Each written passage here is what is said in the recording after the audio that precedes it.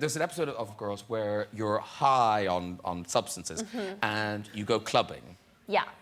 And, well... Which was weird because I've never actually been clubbing, so I had to get really method and ask a lot of people what clubbing was like. But you were in a club with people. I was, but it was like 10 a.m. Oh, OK. But then that same club 3 days later was where Chris Brown and Drake got in a fight over Rihanna. Wow. And I liked to think I had something to do with it. No, because I felt because your character was a bit out of her head, so she swapped her top. With a handsome gay man. But you ended up in a string vest and no bra. It's true, for the whole episode, which seemed like the funniest idea in the writer's room. Like, oh my God, my nipples are going to be out for the entire episode. And then the reality of having my nipples out for the entire episode set in. And it just became... The worst was that by the end, it was normal. By the end, my breasts had lost... If they hadn't already lost all their power, it had just gone full on. Because, Olivia, now, as an actress, where do you stand on the whole kit-off thing? I'd rather not.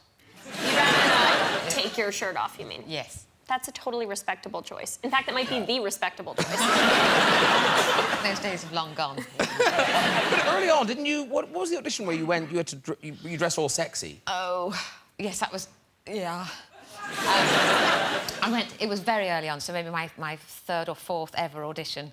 And I was going to see a really well-known, well-respected theatre casting director, and I was so excited. And I had this script sent through, and the character was quite a raunchy hooker. So I bought some fishnets, and I had a top as low as I dared and a short skirt, and I wore a big duffel on the way there. And when I got there, I took it off. And she sort of looked at me, and then and I was thinking, well, that wasn't the reaction I was hoping for.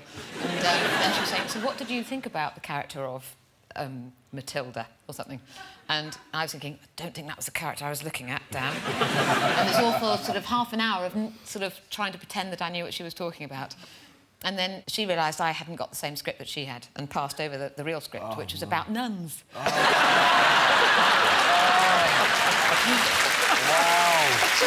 And I've never been in to see her again. I wondered what I was doing. That's the best You didn't story get the I've job ever now. heard.